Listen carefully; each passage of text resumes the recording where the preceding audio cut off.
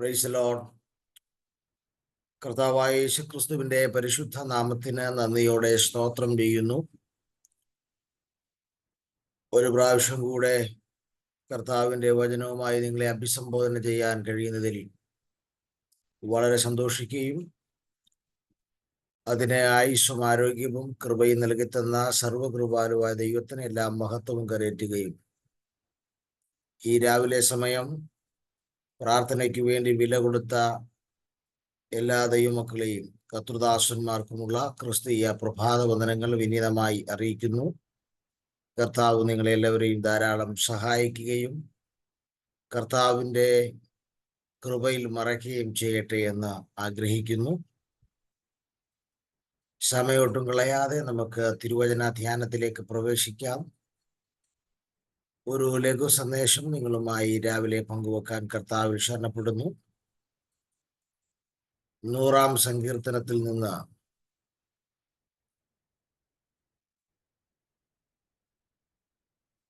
ഒരു വിശ്വാസി അറിയേണ്ട പ്രധാനപ്പെട്ട 7 കാര്യങ്ങളെക്കുറിച്ച് അല്പമായി ചിന്തിച്ച് പ്രാർത്ഥിക്കാൻ കർത്താവിൽ ശരണപ്പെടുന്നു. സങ്കീർത്തനങ്ങൾ 100, അതിനകത്തുനിന്ന് പ്രധാനപ്പെട്ട ഒരു വിശ്വാസി അറിഞ്ഞിരിക്കേണ്ട 7 കാര്യങ്ങൾ ദൈവാത്മാവ് ആലേഖനം ചെയ്തിരിക്കുന്നത് നമുക്കൊന്ന് വിചിന്തനം ചെയ്ത് പ്രാർത്ഥിപ്പാൻ കർത്താവ് കൃപ നൽകട്ടെ.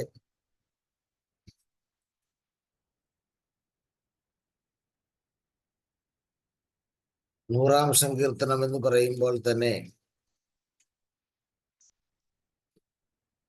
ഇതിന്റെ ശീർഷകത്തിൽ ഒരു സ്തോത്ര സങ്കീർത്തനം എന്ന് മാത്രമേ നമുക്ക് കാണാൻ കഴിയുന്നുള്ളൂ. എന്നാൽ ഇതിനു മുൻപുള്ള ഒരു 8 സങ്കീർത്തനങ്ങൾ നമ്മൾ പരിശോധിച്ചാൽ, അതായത് 92 മുതൽ 100 വരെയുള്ള 8 സങ്കീർത്തനങ്ങൾ പരിശോധിച്ചാൽ ആ സങ്കീർത്തനങ്ങൾ 8ഉം ദൈവ നഗരത്തെക്കുറിച്ചും അതിലെ ദൈവിക വാഴ്ചയെ പറ്റിയുമൊക്കെയുള്ള സങ്കീർത്തനങ്ങളാണ്. എന്നാൽ ഈ 8 സങ്കീർത്തനങ്ങളിൽ 100-ാം സങ്കീർത്തനത്തിന് മുൻപുള്ള 8 സങ്കീർത്തനങ്ങളിൽ ദൈവിക നഗരത്തെക്കുറിച്ചും ദൈവിക വാഴ്ചയെക്കുറിച്ചും ഒക്കെ പറഞ്ഞതിന് ശേഷം 100-ാം സങ്കീർത്തനങ്ങളിൽ വളരെ വ്യക്തമായി കാണുന്നത് ആരാധനയ്ക്ക് ശേഷമുള്ള അവരുടെ സാക്ഷ്യത്തെ പറ്റിയാണ് സൂചിപ്പിക്കുന്നത്. ആരാധനയ്ക്ക് ശേഷമുള്ള അവരുടെ സാക്ഷ്യത്തെ പറ്റിയാണ് സൂചിപ്പിക്കുന്നത്. 3 കാര്യത്തിനായി ജനത്തെ വിളിച്ചു കൂട്ടുന്നു എന്നാണ് ഈ സങ്കീർത്തനം പറയുന്നത്. 3 കാര്യത്തിനായി ജനത്തെ വിളിച്ചു കൂട്ടുന്നു. എന്താണ് ഏത് കാര്യങ്ങൾക്ക് വേണ്ടിയാണ് ജനത്തെ വിളിച്ചു കൂട്ടുന്നത്? ഏതാണ് ആ 3 കാര്യങ്ങൾ? ആ 100-ാം സങ്കീർത്തനം നിങ്ങൾ ശ്രദ്ധിച്ചാൽ 2-ാം വാക്യം, 3-ാം വാക്യം, 4-ാം വാക്യം. 2-ാം വാക്യം പറയുന്നത് യഹോവയെ സേവിക്കുവാൻ വേണ്ടിയാണ്. 3-ാം വാക്യം പറയുന്നത് യഹോവയെ അറിയാൻ വേണ്ടിയാണ് വിളിച്ചു കൂട്ടുന്നത്.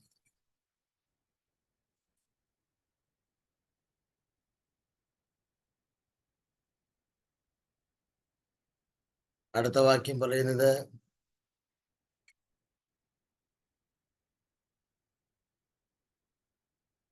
പ്രവേശനത്തിനു വേണ്ടിയാണ് വിളിച്ചു കൂട്ടുന്നത്. അപ്പോൾ പ്രധാനപ്പെട്ട 3 കാര്യങ്ങൾക്ക് വേണ്ടിയാണ് ഈ ജനത്തെ വിളിച്ചു കൂട്ടുന്നത്. 1, ദൈവത്തെ സേവിക്കുക. 2, ദൈവത്തെ അറിയുക. 3, പ്രവേശിക്കുക.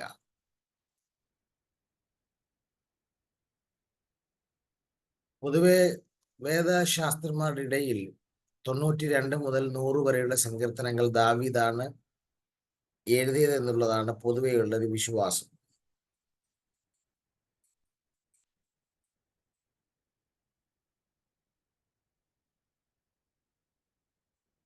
പ്രധാനമായും ഈ സങ്കീർത്തനം ആരാധനയ്ക്ക് വേണ്ടി നമ്മെ ഒരു നിർബന്ധിക്കുന്ന ഒരു സങ്കീർത്തനമായിട്ട് നമുക്ക് തോന്നാം. കാരണം ഇതിനകത്ത് അങ്ങനെയുള്ള ഒരു നിയോഗം ഈ സങ്കീർത്തനത്തിനകത്ത് കാണാൻ കഴിയുന്നുണ്ട്. ആരാധനയ്ക്ക് വേണ്ടിയുള്ള പ്രധാനപ്പെട്ട 7 നിയോഗങ്ങൾ ഈ സങ്കീർത്തനത്തിൽ കാണാൻ കഴിയുന്നു.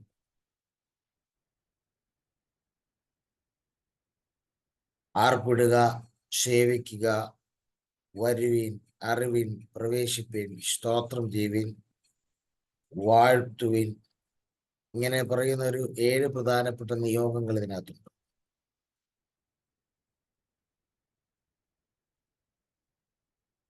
അപ്പോൾ സങ്കീർത്തനം എന്തുകൊണ്ടും ശ്രേഷ്ഠമാണ്. കാരണം ഇതിനകത്ത് ആരാധനയുടെ ഒരു വലിയ മാറ്റൊലി, ഒരു ശബ്ദം മുഴങ്ങുന്നു എന്നുള്ളത് ഗൗരവമുള്ള കാര്യം തന്നെ. ഈ സങ്കീർത്തനത്തിനകത്തുനിന്ന് നാം അറിയേണ്ട പ്രധാന 7 കാര്യങ്ങൾ.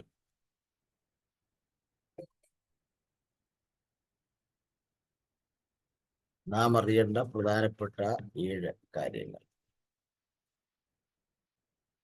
ഒന്നാമത്തെ കാര്യം നമുക്ക് 3-ാം വാക്യം ആരംഭിക്കുമ്പോൾ തന്നെ കാണുന്നു.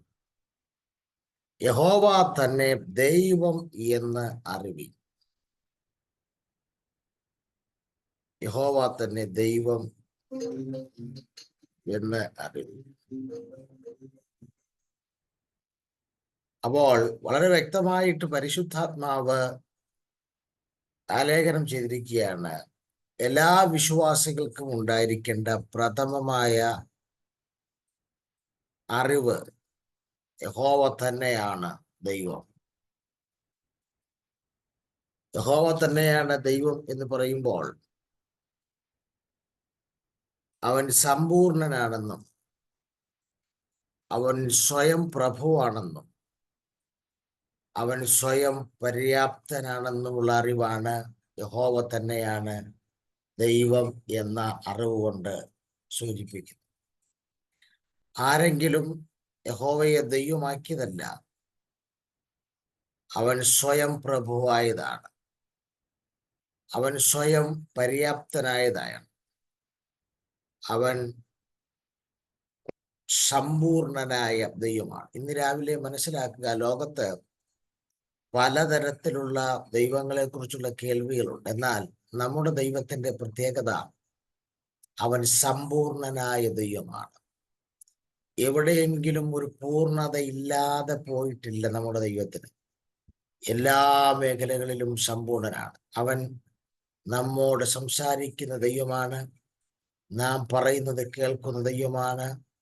അവൻ നാം ഏതൊക്കെ രീതിയിൽ അവനുമായി കോൺവെർസേഷൻ ചെയ്യാൻ ശ്രമിച്ചാലും അതിനെല്ലാം അവൈലബിലിറ്റി ഉള്ള ദൈവമാണ്.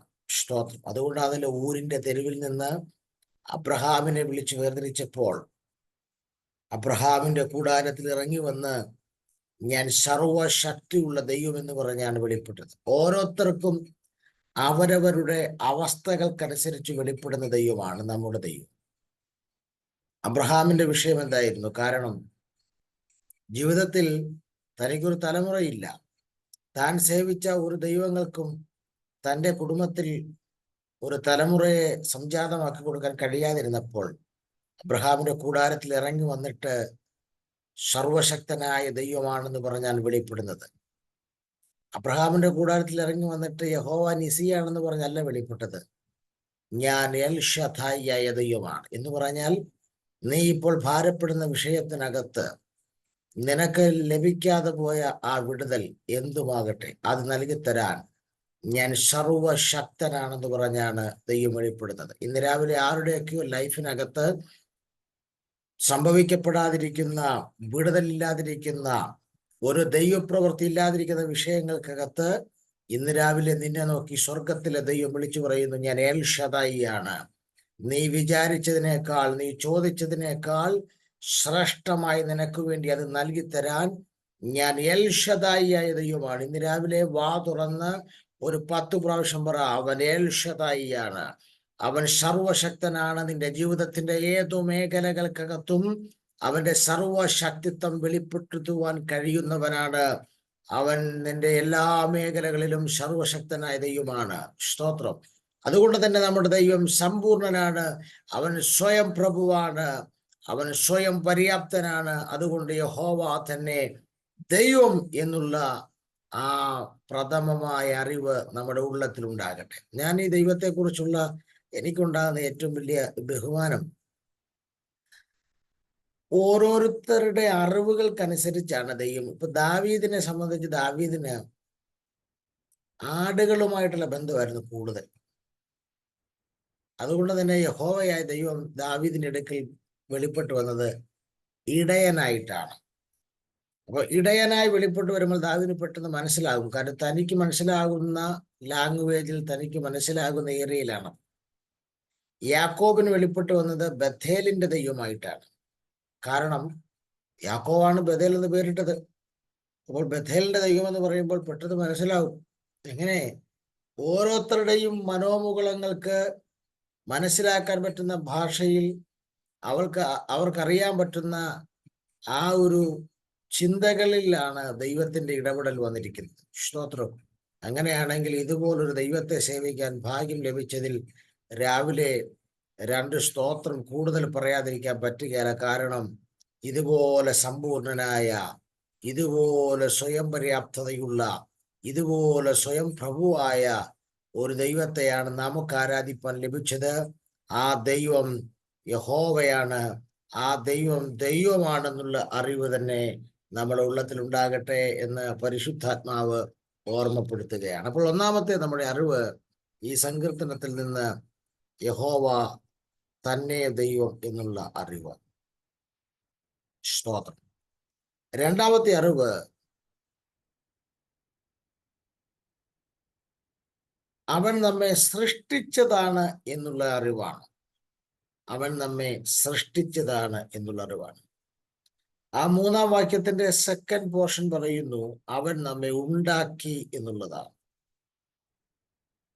അപ്പോൾ നാം അവന്റെ സൃഷ്ടിയാണ് എന്നുള്ള അറിവാണ് രണ്ടാമത്തെ അറിവ്. നാം അവന്റെ സൃഷ്ടിയാണ്. അപ്പോൾ നമ്മൾ തനിയെ ഉണ്ടായതല്ല. ഒരിക്കലും നമുക്ക് നമ്മെ തനിച്ചുണ്ടാക്കാൻ കഴിയത്തില്ലല്ലോ. നമ്മെ ഏതെങ്കിലും നമ്മെപ്പോലുള്ള മനുഷ്യരുണ്ടാക്കിയതുമല്ല. പകരം നമ്മെ അവൻ സൃഷ്ടിച്ചതാണ്. അവൻ നമ്മെ ഉണ്ടാക്കിയതാണ്. സ്തോത്രം. പ്രിയരെ, ഇന്ന് മനുഷ്യൻ പലതിനെയും സൃഷ്ടിക്കുന്നുണ്ട്. ഞാൻ അത്ഭുതപ്പെടാറുണ്ട്. കാരണം സയൻസ് അതിവേഗത്തിൽ മുന്നോട്ട് പോകുമ്പോൾ, ശാസ്ത്രം മുന്നോട്ട് പോകുമ്പോൾ മനുഷ്യന്റെ കണ്ടുപിടുത്തങ്ങളൊക്കെ കാണുമ്പോൾ അത്ഭുതപ്പെടാറുണ്ട്. പക്ഷേ ഈ കണ്ടുപിടുത്തങ്ങളെല്ലാം നടത്തി മനുഷ്യൻ മനസ്സിലാക്കുക, നിന്നെ മെടഞ്ഞെടുത്തത്, നിന്നെ സൃഷ്ടിച്ചത്, ദാവീദിന്റെ ഭാഷയിൽ പറഞ്ഞാൽ ഭയങ്കരവും അതിശയകരവുമായി അവനെ സൃഷ്ടിച്ചു. മൂക്കിന്റെ സ്ഥാനത്ത് ചെവിയും, ചെവിയുടെ സ്ഥാനത്ത് കണ്ണുമായിരുന്നെങ്കിൽ നമ്മെ കണ്ടാൽ എന്തോ ഒരു വികൃതമായിരുന്നു.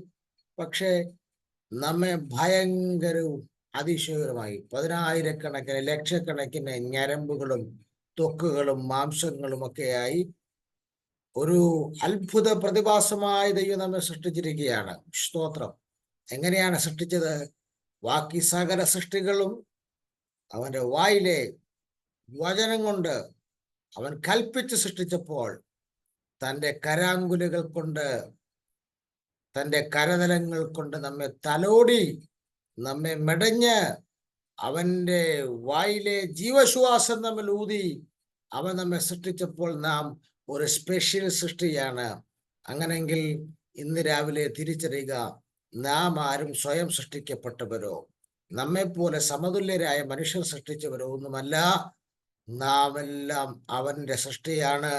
നാം എല്ലാം അവനാൽ ഉണ്ടാക്കി എടുക്കപ്പെട്ടവരാണ് എന്നുള്ള രണ്ടാമത്തെ അറിവ് നമ്മുടെ ഉള്ളത്തിൽ അവനെ ആരാധിപ്പാനുള്ള ആവേശം വർദ്ധിപ്പിക്കണം. കാരണം നാം സൃഷ്ടിയാണെങ്കിൽ നമ്മുടെ സൃഷ്ടിതാവിനെ ഹൃദയം തുറന്ന് രാവിലെ മഹത്വപ്പെടുത്തുവാൻ ഇന്ന് മടിക്കരുത്. കാരണം സൃഷ്ടിതാവിനെ ആരാധിക്കുവാൻ സൃഷ്ടി കടമയുള്ളവരും ബാധ്യതയുള്ളവരുമാണ് എന്നുള്ളത് പരിശുദ്ധാത്മാവ് ഓർമ്മപ്പെടുത്തുകയാണ്. മൂന്നാമത്തെ കാര്യം, അതേ അതിപ്രധാനപ്പെട്ട മൂന്നാമത്തെ അറിവ്, സ്തോത്രം,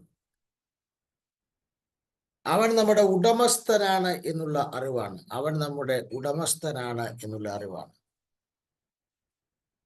ആ മൂന്നാം വാക്യത്തിൽ, 100-ാം സങ്കീർത്തനം 3-ാം വാക്യത്തിൽ മൂന്നാമത്തെ പോർഷനിൽ പറയുന്നു, നാം അവനുള്ളവർ ആകുന്നു. നാം അവനുള്ളവർ ആകുന്നു. അതിന്റെ അർത്ഥം അവൻ നമ്മുടെ ഉടമസ്ഥനാണെന്നുള്ള അറിവ്. 95-ാം സങ്കീർത്തനത്തിലേക്ക് വരുമ്പോൾ 7-ാം വാക്യത്തിലും ഇതേപോലൊരു സ്റ്റേറ്റ്മെന്റ് ഉണ്ട്.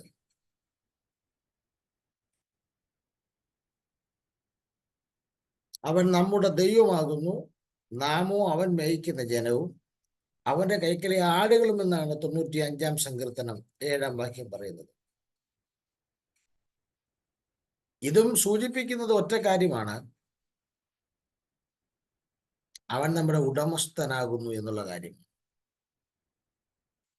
അവൻ നമ്മുടെ ഉടമസ്ഥനാകുന്നു എന്നുള്ളത് കൊണ്ട് നമുക്കുള്ള ഏറ്റവും വലിയ കാര്യം എന്നാന്ന് ചോദിച്ചാൽ, എനിക്ക് 2 കാറുണ്ടെന്ന് കരുതുക. അതിലൊരു കാറ് രാവിലെ പ്രദീപ് ബ്രദർ ചോദിച്ചു, പാസ്റ്ററെ കാർ തരാമോ? ഞാൻ പറഞ്ഞു കൊണ്ടുപോകാൻ പറഞ്ഞു.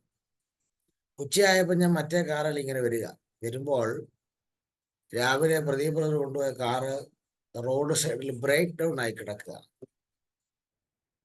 ഞാൻ കണ്ടില്ല എന്ന് വെച്ച് ഞാൻ തുടങ്ങി വെച്ച യാത്ര കണ്ടിന്യൂ ചെയ്യുമോ, അതോ ഞാൻ എൻ്റെ വണ്ടി അവിടെ നിർത്തി ഇറങ്ങിച്ചെന്ന് കാറിന് ചുറ്റും നടന്ന് അതിൻ്റെ പ്രശ്നങ്ങളൊക്കെ മനസ്സിലാക്കി ഗ്യാരേജിൽ നിന്ന് വണ്ടി വിളിച്ചു വരുത്തി കെട്ടിവലിച്ച് ഗ്യാരേജിൽ കൊണ്ടുപോയി അതിനെ പണിത് അതിന്റെ കേടുകൾ പോക്കി ഞാൻ അതിനെ പഴയതുപോലെ പുത്തൻ പോലെ പുറത്തിറക്കാൻ ശ്രമിക്കും?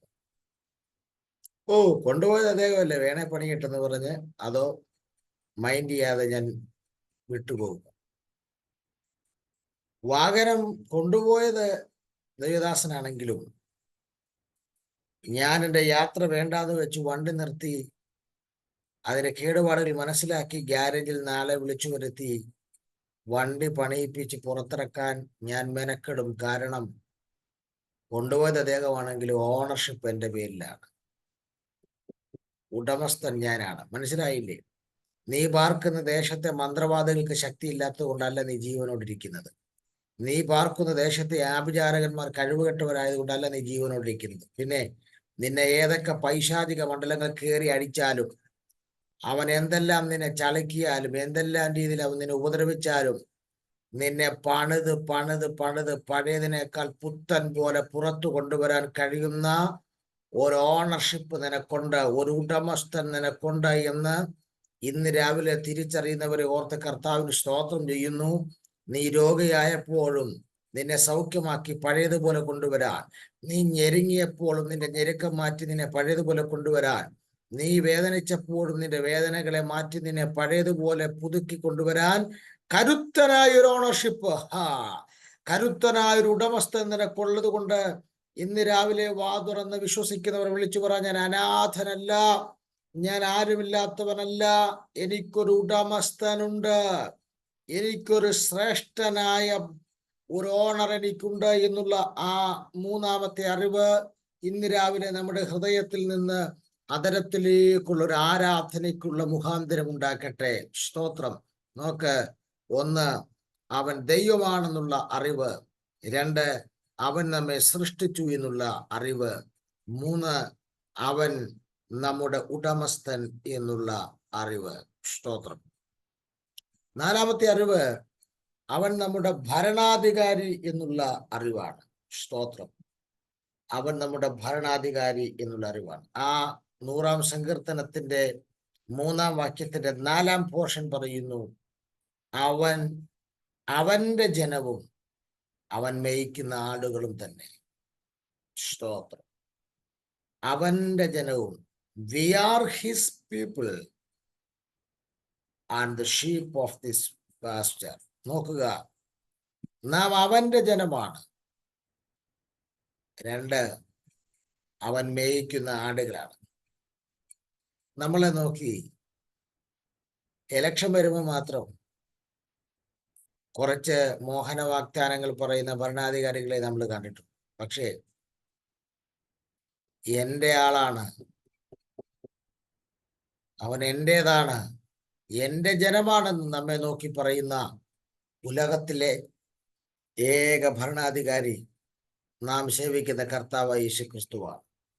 നീ വല്ലപ്പോഴും ദൈവവചനം പഠിച്ചു നോക്ക്.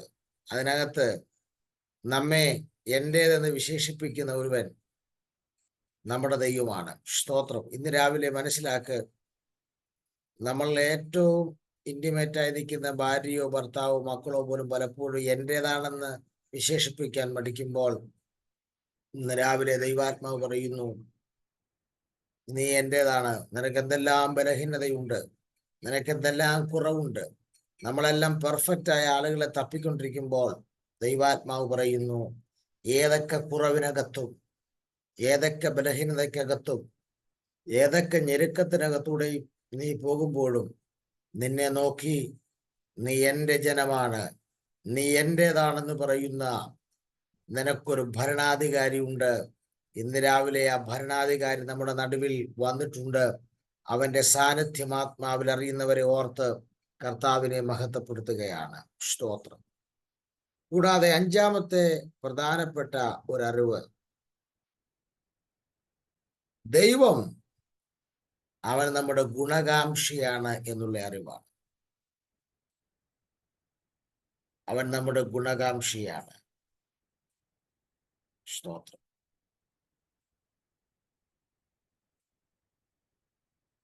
എന്തുകൊണ്ടാണ് അങ്ങനെ ചിന്തിക്കുന്നത്? അവൻ നമ്മുടെ ഗുണകാംക്ഷിയാണെന്ന് ചിന്തിക്കാനുള്ള പ്രധാനപ്പെട്ട കാരണം, സ്തോത്രം,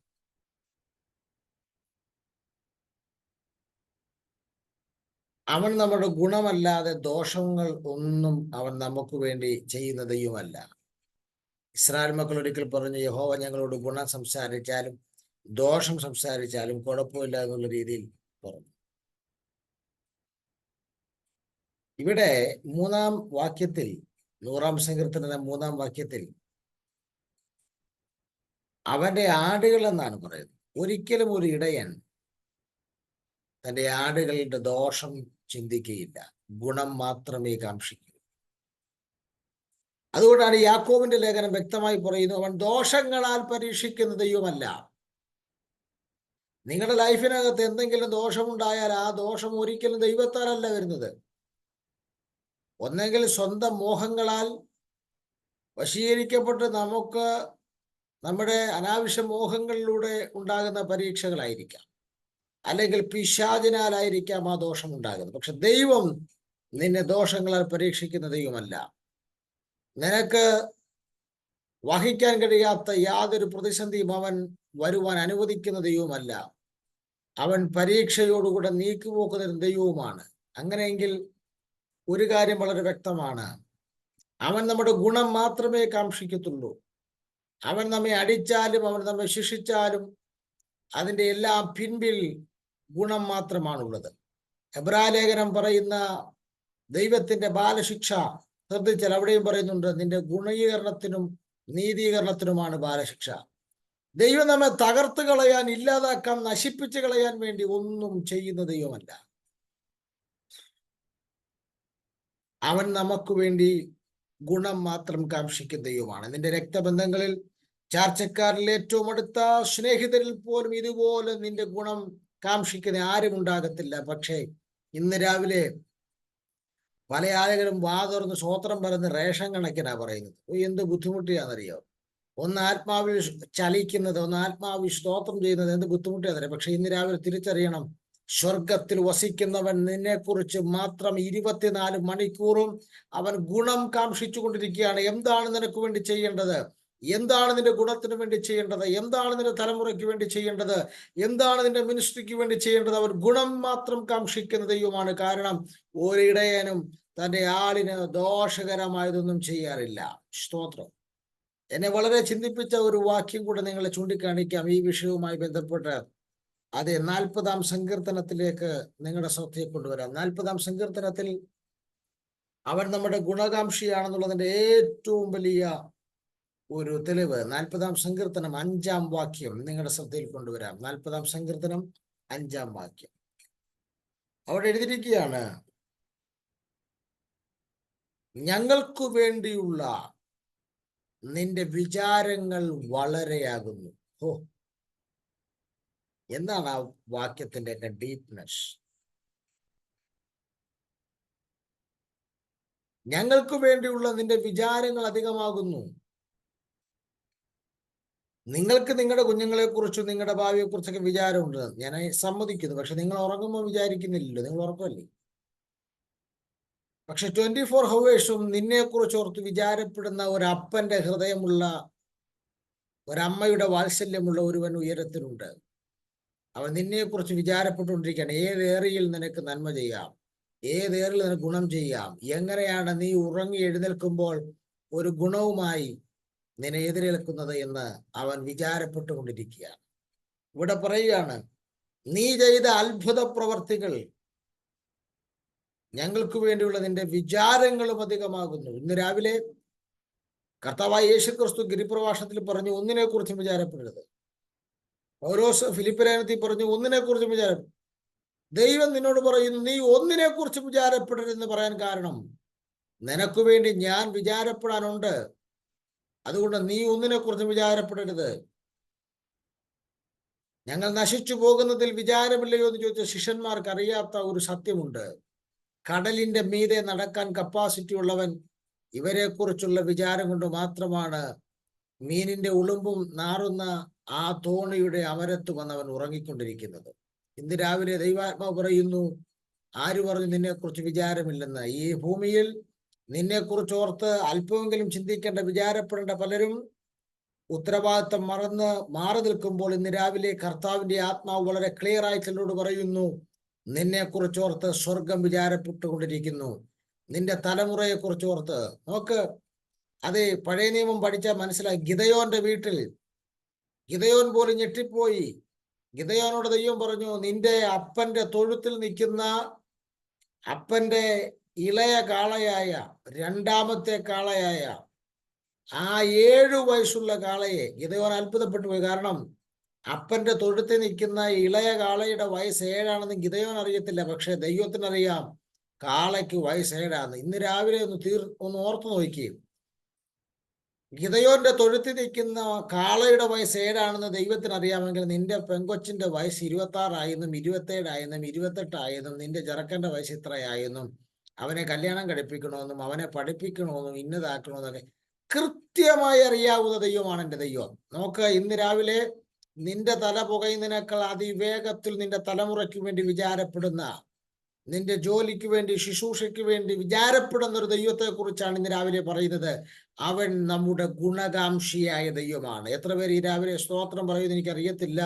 ഇന്ന് രാവിലെ കൃപ പ്രാപിച്ച ദൈവജനം ഈ മെസ്സേജ് കേട്ടോണ്ടിരിക്കുമ്പോഴും അവൻ നിനക്ക് വേണ്ടി ഗുണം കാംക്ഷിച്ചു കൊണ്ടിരിക്കുകയാണ്. അവൻ നിന്റെ നന്മ കാണാൻ മാത്രം ആഗ്രഹിച്ചുകൊണ്ടിരിക്കുന്ന ദൈവമാണ്. ഇന്ന് രാവിലെ ഇങ്ങനെ ഒരു ദൈവത്തെ സേവിക്കുവാൻ ഭാഗ്യം ലഭിച്ചവരെ ഓർത്ത് കർത്താവിന് സ്തോത്രം ചെയ്യുകയാണ്. കൂടാതെ ഈ ദൈവത്തെക്കുറിച്ചുള്ള 6-ാമത്തെ അറിവ് 5-ാം വാക്യത്തിലേക്ക് വരുമ്പോൾ, 100-ാം സങ്കീർത്തനം അതിലെ 5-ാം വാക്യത്തിലേക്ക് വരുമ്പോൾ മനസ്സിലാക്കാൻ കഴിയുന്ന ഒരു കാര്യം, യഹോവ നല്ലവനല്ലോ, അവന്റെ ദയ എന്നേക്കും ഉള്ളത്. സ്തോത്രം. അവിടുന്ന് മനസ്സിലാക്കാൻ പറ്റുന്ന കാര്യം, നാം സേവിക്കുന്ന ദൈവം നിസ്തുല്യമായ കരുണയുടെയും നന്മയുടെയും ദൈവമാണ്. യഹോവ നല്ലവനല്ലോ, അവന്റെ ദയ എന്നേക്കുമുള്ളത്. ദയ, സ്തോത്രം. His Mercy is everlasting. നമ്മുടെ ദൈവത്തെക്കുറിച്ചുള്ള നമ്മുടെ പ്രധാനപ്പെട്ട 6-ാമത്തെ അറിവ്, നിസ്തുല്യമായ കരുണയുടെയും നന്മയുടെയും ദൈവമാണ്. പകരം വെക്കാനില്ലാത്ത കരുണയുടെ ദൈവമാണ്. ഇന്ന് രാവിലെ അതിൻ്റെ ഏറ്റവും വലിയ അടയാളമാണ് നമ്മിൽ പലരും ഇവിടെ ജീവനോടിരിക്കുന്നത്. നോക്കിക്കേ, നാം ചെയ്യുന്നതിനനുസരിച്ച് പകരം ചെയ്യുന്നൊരു ദൈവമായിരുന്നു എങ്കിൽ നാം ഇന്ന് ഭൂമി കാണുകയില്ലായിരുന്നു. പക്ഷേ ഭൂമിയിലും ചരിത്രത്തിലും ഒന്നും ആർക്കും പകരം വെക്കാൻ കഴിയാത്ത ഇത്ര കരുണാമയനായ ദൈവം. അതുകൊണ്ട് എഫേസ്യ ലേഖനം 2-ാം അധ്യായത്തിൽ പൗലോസ് വിശേഷിപ്പിച്ചത് കരുണാസമ്പന്നനായ ദൈവമോ, കരുണയിൽ സമ്പന്നനായ ദൈവം. ഇന്ന് രാവിലെ ദൈവാത്മാ പറയുന്നു, അവന്റെ കരുണയുടെ സമ്പത്ത് കൊണ്ടാണ് നാം ഇന്നിവിടെ കൃപയിൽ ബലപ്പെട്ടിരിക്കുന്നത്. സ്തോത്രം. അതൊക്കെ നമ്മുടെ ദൈവത്തെക്കുറിച്ചുള്ള 6-ാമത്തെ അറിവ് നിസ്തുല്യമായ കരുണയുടെയും നന്മയുടെയും ദൈവമാണ്. സ്തോത്രം. 7-ാമത്തെ കാര്യം കൂടെ പറഞ്ഞ് ഞാൻ അവസാനിപ്പിക്കട്ടെ. നമ്മുടെ ദൈവം വിശ്വസ്തനായ ദൈവമാണ്. അതാണ് 5-ാം വാക്യം പറഞ്ഞ് അവസാനിപ്പിക്കുന്നത്. സ്തോത്രം. അവന്റെ വിശ്വസ്തത തലമുറ തലമുറയായും ഇരിക്കുന്നു. സ്തോത്രം. ദൈവം വിശ്വസ്തനാണ്. ഇത് അവന്റെ സ്വഭാവത്തിലുള്ള ഒന്നാണ്, അവന്റെ വിശ്വസ്തത. നോക്കിക്കേ, ഒന്ന്, ദൈവത്തെക്കുറിച്ചുള്ള നമ്മുടെ അറിവ് യഹോവ തന്നെ ദൈവം എന്നുള്ള അറിവ്. 2-ാമത്തെ അറിവ് അവൻ നമ്മെ സൃഷ്ടിച്ചു എന്നുള്ള അറിവ്. 3, അവൻ നമ്മുടെ ഉടമസ്ഥനാണ് എന്നുള്ള അറിവ്. 4, അവൻ നമ്മുടെ ഭരണാധികാരി എന്നുള്ള അറിവ്. 5, അവൻ നമ്മുടെ ഗുണകാംക്ഷിയാണ് എന്നുള്ള അറിവ്. 6, അവൻ നിസ്തുലനായ കരുണയുടെയും നന്മയുടെയും ദൈവമാണെന്നുള്ള അറിവ്. 7, അവൻ വിശ്വസ്തനായ ദൈവം. പ്രിയരെ, ഇന്ന് രാവിലെ ദൈവത്തിന്റെ മാറ്റമില്ലാത്ത സ്വഭാവത്തിലൊന്നാണ് അവന്റെ വിശ്വസ്തത. ഈ രാവിലെ കർത്താവിനോട് പറയുന്നു, നീ അവിശ്വസ്തനായിരുന്നപ്പോഴും അവൻ വിശ്വസ്തനായ ദൈവമാണ്.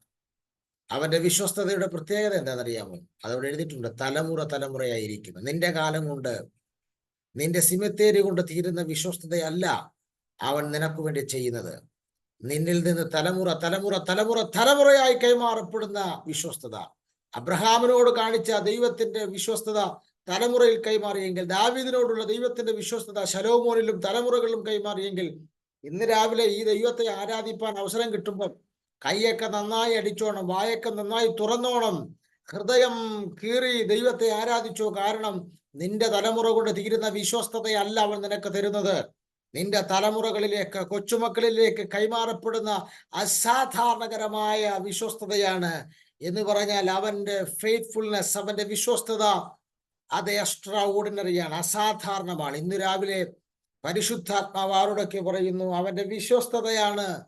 നീ കുറവുണ്ടായപ്പോഴും, നീ തെറ്റ് ചെയ്തപ്പോഴും, നീ പാപത്തിൽ അകപ്പെട്ടപ്പോഴും ഒക്കെ അവൻ നിന്നെ മുഖം മറച്ചു പോകാമായിരുന്നു. പക്ഷേ അവന്റെ വിശ്വസ്തതയാണ് അവൻ നിന്നെ റീസ്റ്റോർ ചെയ്തതും കൃപയിൽ നിലനിർത്തിയിരിക്കുന്നതും. അവൻ ബലഹീനത നോക്കാതെ നന്മകൾ നൽകിയതുമൊക്കെ അവന്റെ വിശ്വസ്തതയുടെ ഏറ്റവും വലിയ ഉദാഹരണമാണ്. സ്തോത്രം. 91-ാം സങ്കീർത്തനത്തിലും പറയുന്നുണ്ട്, നിന്റെ വിശ്വസ്തത എനിക്ക് പരിചയം പലകയുമാകും. നോക്ക്, ദൈവത്തിന്റെ വിശ്വസ്തത നമുക്ക് പരിചയമായി നിൽക്കുന്നു, അത് പലകയായി നിൽക്കുന്നു. ഇന്ന് രാവിലെ ഇത്ര വിശ്വസ്തനായൊരു ദൈവത്തെ കിട്ടിയുള്ള നിങ്ങൾ ഒരു 50 പരാതികൾ നിങ്ങൾക്ക് ദൈവം ആ വിഷയത്തിൽ മറുപടി കിട്ടിയില്ല, ഈ വിഷയത്തിൽ കിട്ടിയില്ല, നിങ്ങൾ ഇപ്പോൾ പറയാൻ ഉണ്ടായിരിക്കാം. പക്ഷേ നിങ്ങൾ പുറകോട്ട് നോക്കിയാൽ നിങ്ങൾക്കൊരു 50 പരാതികൾ ദൈവം ചെയ്തില്ല എന്ന് പറയാനുള്ളപ്പോൾ ലക്ഷക്കണക്കിന് കാര്യങ്ങൾ ദൈവം ചെയ്തതിനെ കുറിച്ച് നിങ്ങൾക്ക് പുറകിലേക്ക് ചിന്തിക്കുവാൻ കാണും. സ്തോത്രം. അവൻ ചെയ്തതിന്റെ മഹത്വത്തെ നീ ആദ്യം മനസ്സിലാക്കിയിട്ട് അതരം പൂട്ടി മിണ്ടാതെ ഇരുന്നവൻ ദൈവമെന്ന് തിരിച്ചറിയ്. അവൻ നിനക്ക് വേണ്ടി ചെയ്യാൻ പോകുന്നതും അഗോചരമായ അസാധാരണകരമായ കാര്യങ്ങളാണ്. ഇന്ന് രാവിലെ നെഗറ്റീവ് ചിന്തകളോട് വിട പറഞ്ഞിട്ട് വാ തുറന്ന് നിന്റെ വീടിനകത്ത് വാ തുറന്ന് വിളിച്ചു പറ, അവൻ വിശ്വസ്തനായ ദൈവമാണ്. അവൻ വിശ്വസ്തനാണ്. എൻ്റെ തലമുറയുടെ വിഷയത്തിൽ അവൻ വിശ്വസ്തനാണ്. എൻ്റെ ആരോഗ്യ വിഷയത്തിൽ അവൻ വിശ്വസ്തനാണ്. എൻ്റെ ശുശ്രൂഷ വിഷയത്തിൽ അവൻ വിശ്വസ്തനാണ്.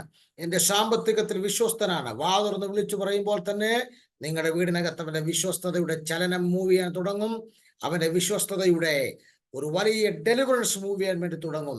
അങ്ങനെയെങ്കിൽ നമുക്ക് ഈ ദൈവത്തെ ഹൃദയം തുറന്ന് ആരാധിക്കാം. എല്ലാ കണ്ണുകളും അടയ്ക്കാം, തലകൾ വണക്കാം, പ്രാർത്ഥനയ്ക്ക് വിധേയപ്പെടാം. ഒരല്പനിമിഷം ദൈവസന്നിധിയിൽ നമ്മെ സമ്പൂർണമായി സമർപ്പിക്കാം. ദൈവത്തിന്റെ പരിശുദ്ധാത്മാവ് നമ്മോട് കൃത്യമായി ഇന്ന് രാവിലെ ഇടപെടുകയുണ്ടായി. സ്തോത്രം. അല്പനിമിഷം വാ തുറന്ന് പ്രാർത്ഥിക്കാം. കണ്ണുകളെല്ലാം അടച്ചാട്ട് പ്ലീസ്. സ്തോത്രം. ഞാൻ നിങ്ങളോട് ഇന്ന് രാവിലെ നിർബന്ധിച്ച് നിങ്ങളെ ആരെയും സ്തോത്രം ചെയ്യിപ്പിക്കാൻ തയ്യാറല്ല. പക്ഷേ ഈ 7 കാര്യങ്ങളുടെ അറിവുകൾ നിങ്ങളുടെ ഹൃദയത്തിനകത്ത് തിളച്ചു മറിയുന്നുണ്ടെങ്കിൽ നിങ്ങൾ ദൈവത്തിന് മഹത്വം കൊടുക്കുക. അതെ, അവൻ ദൈവമാണെന്നുള്ള അറിവ്. സ്തോത്രം. അവൻ നമ്മെ സൃഷ്ടിച്ചു എന്നുള്ള അറിവ്. സ്തോത്രം. അവൻ നമ്മുടെ ഉടമസ്ഥനാണ് എന്നുള്ള അറിവ്. അവൻ നമ്മുടെ ഭരണാധികാരിയാണെന്നുള്ള അറിവ്. അവൻ നമ്മുടെ ഗുണം മാത്രം കാംക്ഷിക്കുന്നവനാണ് എന്നുള്ള അറിവ്. നിസ്തുലനായ കരുണയുടെയും നന്മയുടെയും ഉറവിടമാണ് അവൻ എന്നുള്ള അറിവ്. സ്തോത്രം. ആ ദൈവം വിശ്വസ്തനായ ദൈവമാണെന്നുള്ള അല്പനിമിഷം വാ തുറന്ന് കൃപ പ്രാപിച്ചവർ അന്യഭാഷയിൽ ദൈവത്തെ മഹത്വപ്പെടുത്താൻ തുടങ്ങാം. സ്തോത്രം. അല്പനിമിഷങ്ങൾ വാ തുറന്ന് അന്യഭാഷയിൽ ദൈവത്തെ മഹത്വപ്പെടുത്തി വചനം നിങ്ങളുടെ ഉള്ളിലൊന്ന് കത്തട്ടെ. സ്തോത്രം. നിങ്ങളുടെ അതരങ്ങളിൽ ആ വചനം ഒന്ന് കത്തി തുടങ്ങട്ടെ. ദൈവാത്മാവിന്റെ ഒരു ചലനം. ശാപനഗതുരിവികൽ ഘനാതരം. അതെ, നിങ്ങളുടെ മ്യൂട്ടുകൾ മാറ്റി അൺമ്യൂട്ട് ആക്കിക്കൊണ്ട് അല്പനിമിഷം ദൈവത്തെ ഒന്ന് മഹത്വപ്പെടുത്താം. അതെ, അനുസരിക്കാൻ കഴിയുന്നവർ അനുസരിക്കുക. പരിശുദ്ധാത്മാവ് ഇന്ന് രാവിലെ സംസാരിക്കുന്നു. അന്യഭാഷയിൽ സംസാരിക്കുന്നവർ മനുഷ്യനോടല്ല, അവൻ ദൈവത്തോട് സംസാരിക്കുന്നു. അവൻ അവന് തന്നെ ആത്മീക വർദ്ധന വരുത്തുന്നു. അല്പനിമിഷം അന്യഭാഷയിൽ സംസാരിച്ച് റാംധര വൈഡല പ്രൗഢ അവന്റെ വിശ്വസ്തത നിങ്ങളുടെ ശരീരത്തിൽ വെളിപ്പെട്ടു വരട്ടെ. അവന്റെ വിശ്വസ്തത നിങ്ങളുടെ തലമുറയിൽ വെളിപ്പെട്ടു വരട്ടെ. അവന്റെ വിശ്വസ്തത നിങ്ങളുടെ കുടുംബത്തിൽ വെളിപ്പെട്ടു വരട്ടെ. അവന്റെ വിശ്വസ്തത നിങ്ങളുടെ മിനിസ്ട്രിയിൽ വെളിപ്പെട്ടു വരട്ടെ.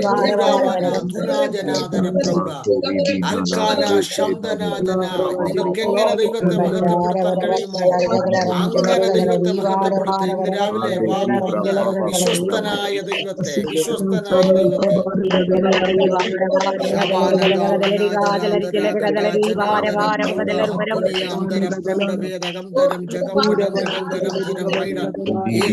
നാമത്തിൽ ഈ വീടുകൾക്കകത്ത് ഈ അന്യഭാഷ കൊണ്ട് പ്രിയപ്പെട്ടവരുടെ മേൽ അവന്റെ വിശ്വസ്തത ധരിക്കട്ടെ.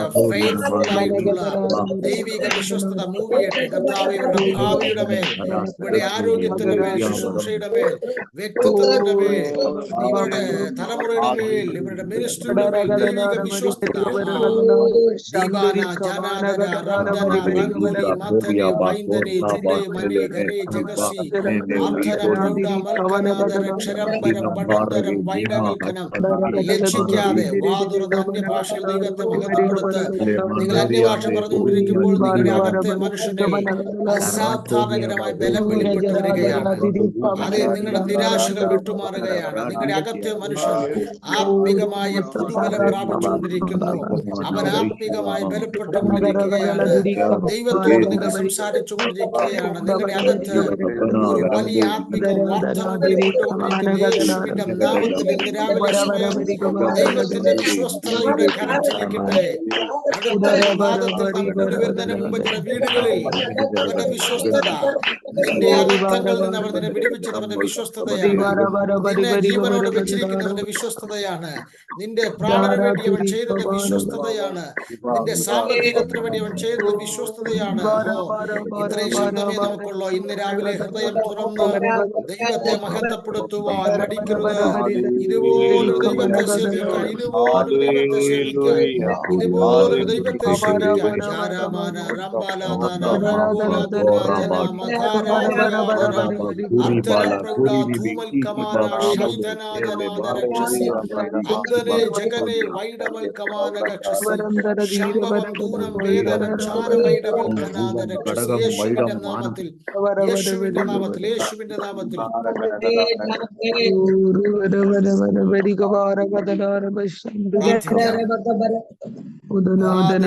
സ്വർഗസ്ഥ പിതാവേ, ഈ ജനത്തിനായി പ്രാർത്ഥിക്കുന്നു. ഇന്ന് രാവിലെ സമയം ഞങ്ങളോട് തിരുവെഴുത്തുകളിലൂടെ കർത്താവ് ഞങ്ങളുടെ പരമാർത്ഥ മനസാക്ഷിയെ തട്ടി ഉണർത്തിയതിനായി സ്തോത്രം ചെയ്യുന്നു.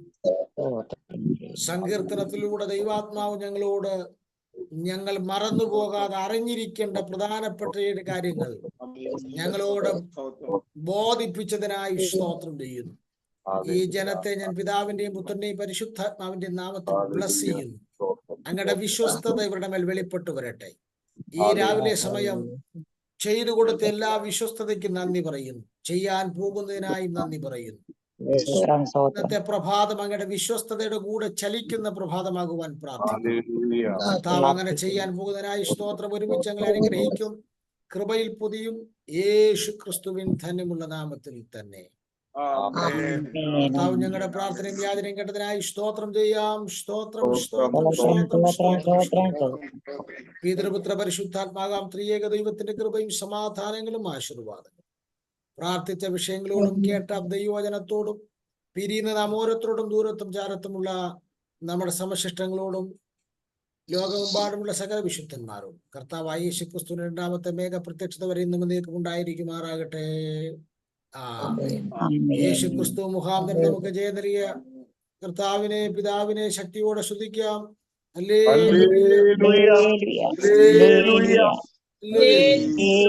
ആമേൻ. കർത്താവായ യേശുവേ, വേഗം വരണമേ. എല്ലാവർക്കും വന്ദനം, നന്ദി. കർത്താവ് നമ്മെ ഈ വചനങ്ങളാൽ ധാരാളം സഹായിക്കട്ടെ. രാവിലെ കൂടി വന്ന് വീണ്ടും നമുക്ക് കർത്താവിനെ മഹത്വപ്പെടുത്തുവാൻ ദൈവം സഹായിക്കട്ടെ. God bless you and thank you all.